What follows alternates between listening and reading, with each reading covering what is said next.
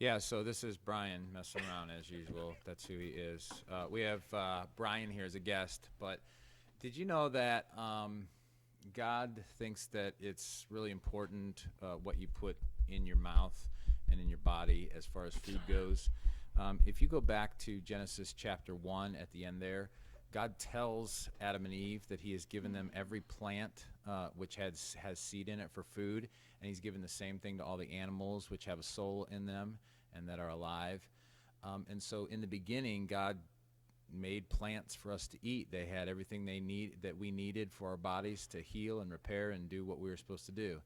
But then sin took over, and finally in Genesis chapter 9, if you're a meat eater, have no fear, because in Genesis chapter 9, right there after Noah and his family gets off the ark, God tells Noah that they can go ahead and take these animals that they've been given to us for food, just like the green plants were given to us for food, that they're given to us for food.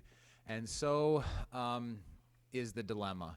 You have people of all walks of life and different types of doctors and nutritionists who are saying that it's good to eat only meat, and it's good to eat only vegetables, and then some people are kind of in the middle, and some people are big on all kinds of different diets, whether it's paleo or ketogenic or whatever it is. However, we do know this, that today in our culture, a lot of people are sick. There's a lot of people with diabetes. There's a lot of people with heart disease. There's a lot of people with cancer. And to be quite honest, we don't know if all of the major causes are because of diet, but I have come to believe that a lot of it can be either helped or brought on by diet. However, again, no matter how perfect your diet is, you can still get sick and you can still die, because obviously because of sin, we're going to die, and we live in a world that's got a lot of trouble. But there's one guy that I want to just have you talk to here for a minute, or for him to talk to you real quick, and that is Brian Marks. He's gone through a heart attack at a very young age. He's only 37. Is that right, Brian? 38. Oh, he's 38 now. So Brian is 38, and he already had a heart attack. However, he's going to tell you real quick a little bit about that, and then we'll just talk to him a little bit about his diet, and then how you can make some small tweaks and changes to just get more nutrients into your diet. Brian?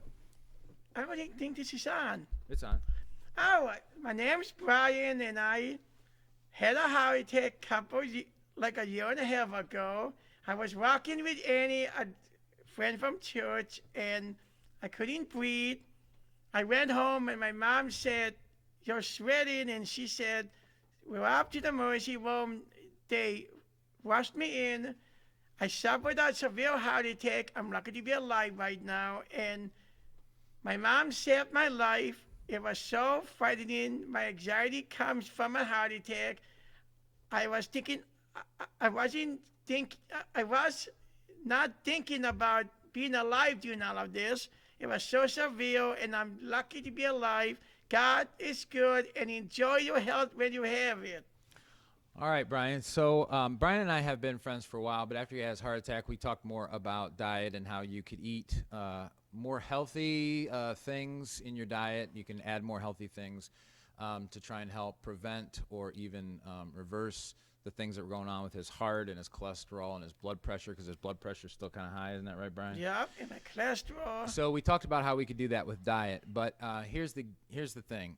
No matter what kind of changes you make, you always have to talk to God and make sure that whatever you're doing is working best for you, because I don't think there's any one size fits all. And so we don't advocate like veganism or being a vegetarian or being an all meat eater. I think it's the Bible definitely stresses from wisdom, and that is making sure that you have a balance and making sure that you're not a glutton no matter what you're eating. So, Brian, if we were to break down what you eat before you had your heart attack, what kind of things did you eat? 3 cheesecakes, peanut butter with a spoon in it, plus Hellman's Mayo I used to do, cheese, pepperoni, sausage, bacon bits, everything I used to eat, and I loved every minute of it before my heart attack. And that is good stuff, that's for sure. And I don't know, again, there's nothing wrong with every once in a while having some of that stuff. I do think you should get as much of the processed food out as possible. And I think that's wise. I think there's nothing in Scripture that says anything about processed food. However, I think from the garden example in chapter 1 and even in chapter 9, God wants us to eat those things that are natural. And these things that are processed are just messing with our bodies and probably causing a lot of problems. So Brian was eating a lot of what we would call junk. And so now we got to try and help Brian start just slowly implementing, and anybody can do this. You can slowly start to implement good things into your diet. So for instance, we are going to show you a video. It's about 11 minutes. It was filmed downstairs in the church kitchen on our iPhone, on my iPhone. And we made what we call post-garden tacos today. And so the reason we call them post-garden tacos is because if it was a garden taco, then it would only have garden-type vegetables in it. However, this taco has meat, and so again, you can have meat as long as you pick good meat, but meat in moderation, just like anything else. But then you can pack that taco full of good-tasting and nutritious plant foods so that you can get all of the nutrients your body needs to help heal itself and to do what your body is supposed to do, to have the energy and the vitamins and the minerals and everything that it's supposed to do. So Brian, introduce this video real quick, and then I'm going to play it, and then we're going to tell everybody to have a good day. I hope you like the tacos. We're making its healthy version, and there's no bad stuff in the tacos, and stay healthy. I can do this. Hello, welcome to Choose the Way, and today So here's what we're doing. We're making post-garden tacos. And what that is hopefully a more nutritious taco that are going to get you the nutrients, vitamins, minerals, phytochemicals, fiber, like they used to have in the garden. Hopefully you're going to get all that. But what we're going to do specifically is we're going to show you how to make what some people call our famous guacamole.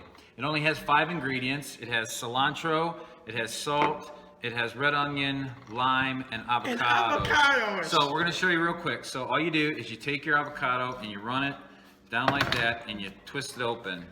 All right, and so then you got to take this. Now you got to be a little careful when you do this, but you just hit that and then you turn your knife. And once you do that, it's gone.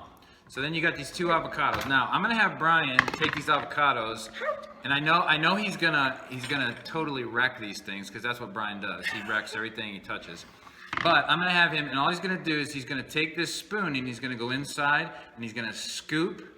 Scoop here. He's gonna scoop that whole thing out, right, and throw it in the bowl. So Brian, you're gonna do that with that one. Yeah. All right. So make sure it's done right, because if it's wrong, Brian, you're gonna be in trouble. Like this? So, yeah, that's pretty good. Make sure you get it all out. There you go. That's good. So again, just take the pit. Make sure you don't go too hard. I've actually cut my hand before, so take the pit, turn the knife once it's in there, and it just pops out. Sometimes if these things are a little too hard, like if they're not really black and they're not ripe, because you don't want to put lemon juice on them, right? No, you don't know. No, you don't put lemon juice on them. They said you put lemon juice on them. Who's they? The cook says you put lemon juice. No. In there, it doesn't get. I never heard it. Spoiler. I mean, never heard it. All right. So one of the things I do is if it's a little too hard and you hit that in there and it doesn't want to turn out, I squeeze this almost like popping it. I don't want to get gross because we're eating, but it's like popping a pimple, right? So you just pop that out and it pops out. So Brian, there's that one. So then what you do is once you get that in your bowl, you're going to take your lime and we can cut that in half.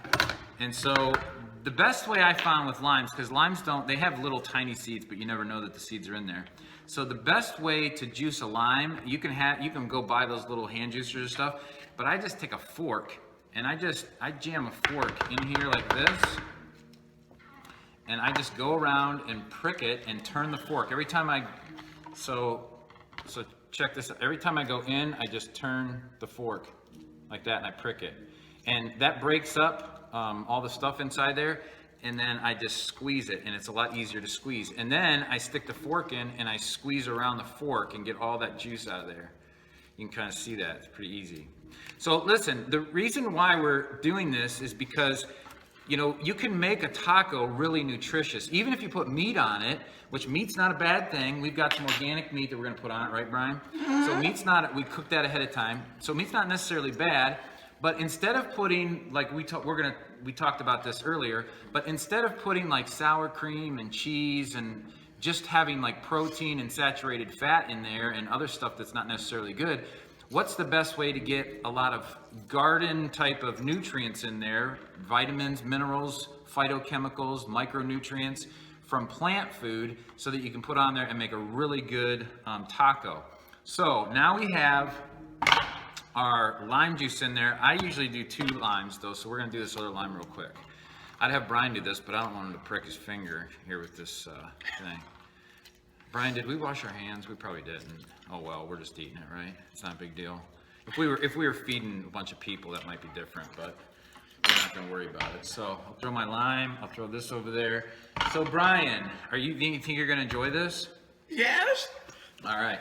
So then you got red onion. So you just take your red onion and you just cut it in half. We did this ahead of time because we sauteed some onion and some peppers off to put in the taco. So this one had a bad spot in it, so I had to cut the middle out, so it's not going to be quite as pretty.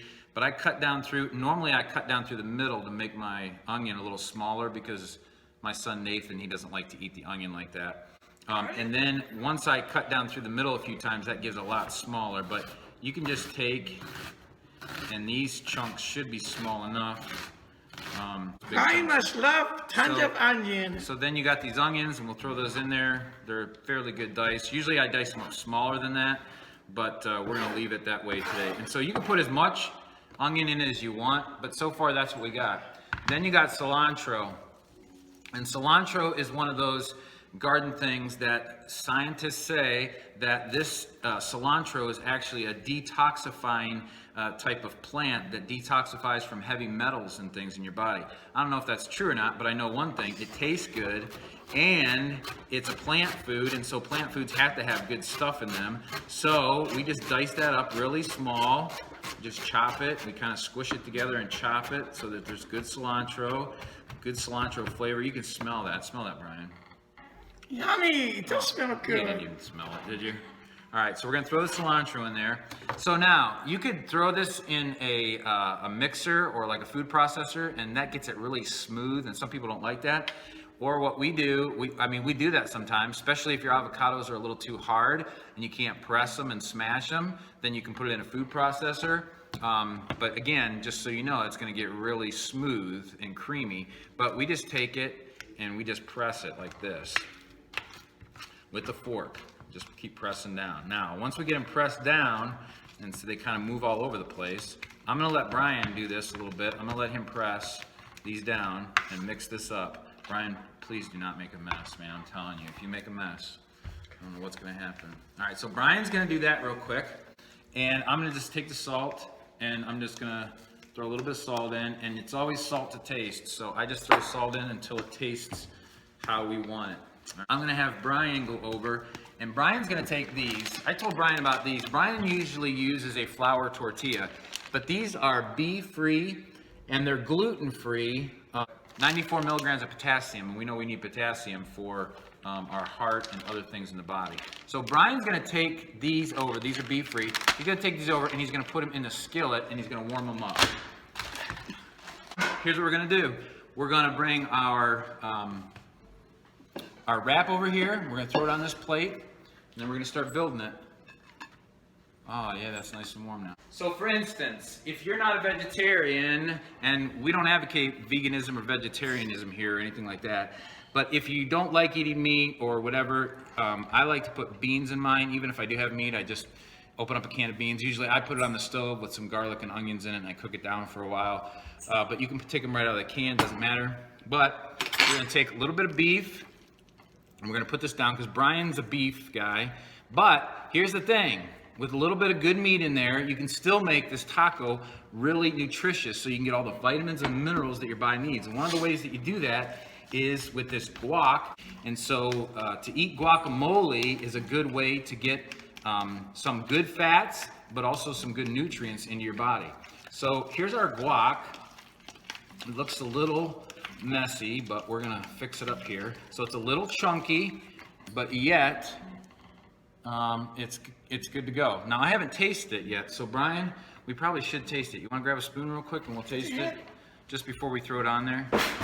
You always should taste your food at each level as you're cooking food, because then that way you know. Brian, what's it taste like? Good. Good. Okay. So you're gonna take your guac and we'll throw it on. Now your guac is gonna be a really good replacement for like sour cream, even your cheese, because it's gonna give it that creaminess. Now, here's where you get the powerhouse. You can start putting things like, you can put extra onion on there if you want, or you can do what we did. Brian, you wanna grab the grilled onions? We can throw grilled onions on there, grilled onions and peppers. So we just grilled up some onions and peppers a little bit ago, and we can throw some of those on there. And Don't forget about these. And Plus, go ahead, put them in there, Brian. broccoli sprouts. These are broccoli sprouts. Brian bought these today, and broccoli sprouts are really nutritious. So you can throw some broccoli sprouts on there. Now here's the other thing too, lettuce or kale. This is a good way to get your greens, and you can put them in here. Obviously, kale has a stronger flavor for some people. They don't like it. Spinach, not so strong. If your kids don't like either one, I'll just tell you a tip here. You can take your kale. Say, for instance, you just took your kale or your spinach, and you take and you squeeze it together, and you dice it up as tiny as you can. All right? Now, when you dice it up tiny like this, you're probably saying to yourself, I mean, you got to get it really tiny and fine. And then what you do is you don't put it in there, because they're going to know that you put it in there. They're going to see that green stuff floating. So what you do is in the meat, just as the meat is just getting done and it's almost done, you throw this tiny piece of kale in the meat, and you let the kale wilt down in the meat, and you mix it together, and they'll never know the kale is in there, because it will be mixed in with the meat, and they'll never see it and they'll never know it. That's just a little trick.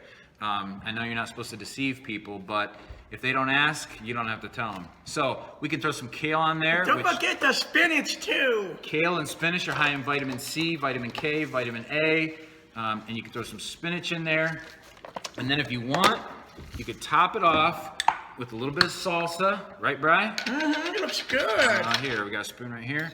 We can top it off with just a little bit of salsa, if that's what you want. I'm not a huge salsa guy, but you can do that. And so then that is a post garden. And the reason it's a post garden is because it has meat in it. And in the garden, it doesn't appear that they ate meat. But after the garden, you've got meat in there, but you've also got a huge salad on top of that. And when you wrap it up, if you can wrap it up, and you eat it, that looks like a pretty good burrito. It does. All right, Brian, have at it. All right. And listen, just always try to figure out good ways to get plant food in your regular food, and it'll help you stay healthier.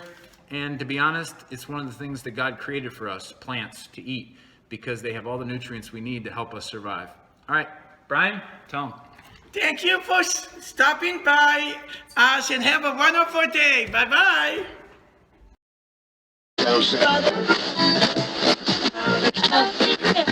Thank you.